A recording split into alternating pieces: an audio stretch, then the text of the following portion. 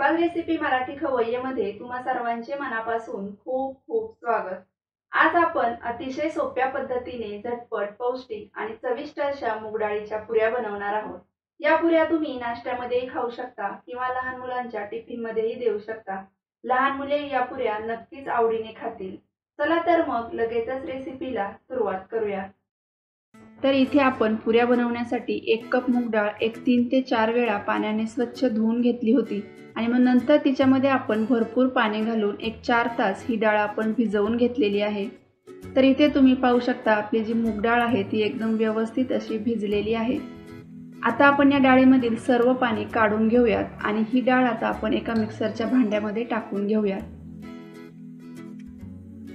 आता आपण या डाळीमध्ये टाकून घेऊयात 4 हिरव्या मिरच्या, 7 ते 8 लसणाच्या पाकळ्या, थोडेसे अद्रक आणि अर्धा चमचा जिरे। आता आपल्याला ही डाळ मिक्सरला छान बारीक अशी वाटून घ्यायची आहे। जर आपल्याला डाळीमध्ये पाणी घालायची गरज वाटली तरच आपण याच्यामध्ये पाणी घालायचे आहे, नाहीतर आपल्याला ही डाळ पाणी न घालता छान बारीक अशी वाटून घ्यायची आहे। तर इथे तुम्ही पाहू शकता आपण या मूग डाळीमध्ये पाणी न घालता एकदम छान बारीक अशी ही डाळ वाटून घेतलेली आहे। त्यानंतर आता आपण परातीमध्ये घेऊयात 1.5 कप स्वच्छ चाळलेले गव्हाचे पीठ। त्यामध्ये टाकूयात पाव चमचा हळद, अर्धा चमचा लाल तिखट, त्यानंतर टाकूयात अर्धा चमचा ओवा, 1 चमचा सफेद तीळ, चवीनुसार मीठ आणि खूप सारी बारीक चिरलेली कोथिंबीर।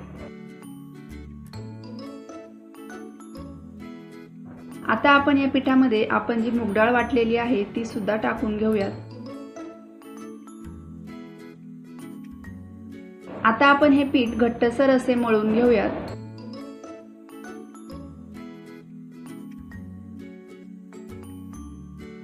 तर इथे आपण वाटलेल्या मूग डाळीमध्येच हे पीठ व्यवस्थित असे मळून घेतलेले आहे। आता आपण याला थोडेसे पाणी लावून हे चांगले मऊ करून घेऊयात।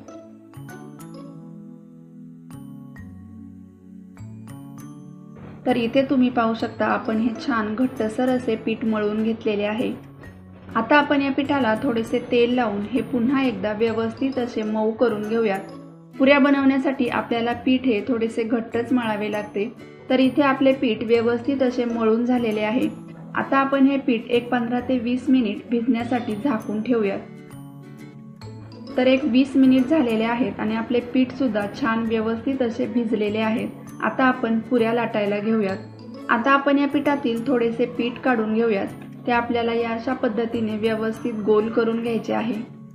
आता हे पीठ आपल्याला तेलामध्ये बुडवून आपल्याला छान गोल अशी याची पुरी लाटून घ्यायची आहे। तुम्हाला जर कुरकुरीत पुरी आवडत असेल तर इथे आपल्याला पुरी ही पातळ लाटून घ्यायची आहे आणि जर मऊ पुरी आवडत असतील तर पुरी थोडीशी जाडच ठेवायची आहे। तर इथे तुम्ही पाहू शकता या अशा पद्धतीने आपण पुरी लाटून घेतलेली आहे। आता आपण या अशाच पद्धतीने राहिलेल्या सर्व पुऱ्या लाटून घेऊयात। पुऱ्या तळण्यासाठी इथे आपण गॅसवर तेल गरम होण्यासाठी ठेवलेले आहे। तेल आपल्याला व्यवस्थित गरम करून घ्यायचे आहे। आता आपण या तेलामध्ये पुरी सोडून घेऊयात। झाराने आपल्याला वरच्या साइडने या अशा पद्धतीने तेल टाकायचे आहे, म्हणजे पुरी दोन्ही साइडने व्यवस्थित तळली जाते आणि छान मस्त अशी फुगते। गॅसची फ्लेम आपण मीडियम टू हाय ठेवलेली आहे। मीडियम टू हाय फ्लेमवरती आपण पुऱ्या तळल्यामुळे या पुऱ्या खूप जास्त तेलकट होत नाहीत। तर इथे तुम्ही पाहू शकता मस्त अशी पुरी फुगलेली आहे। ही पुरी दिसायला जितकी छान दिसते तितकीच ती चवीला सुद्धा छान लागते। तर या अशाच पद्धतीने आपण बाकीच्या राहिलेल्या सर्व पुऱ्या तळून घेऊयात। तुम्ही सुद्धा या सोप्या पद्धतीने मूग डाळीच्या पुऱ्या नक्की बनवून पहा। रेसिपी आवडल्यास रेसिपीला लाईक करा, शेअर करा। तसेच जर तुम्ही आपल्या चॅनलवर नवीन असाल तर कृपया आपल्या चॅनलला सबस्क्राईब करायला विसरू नका। त्याचबरोबर आपल्या नवीन रेसिपीच्या नोटिफिकेशनसाठी शेजारील बेल आयकॉनवर सुद्धा क्लिक करायला विसरू नका। पुन्हा भेटूया अशाच एका छानशा नवीन रेसिपीसह। तोपर्यंत धन्यवाद।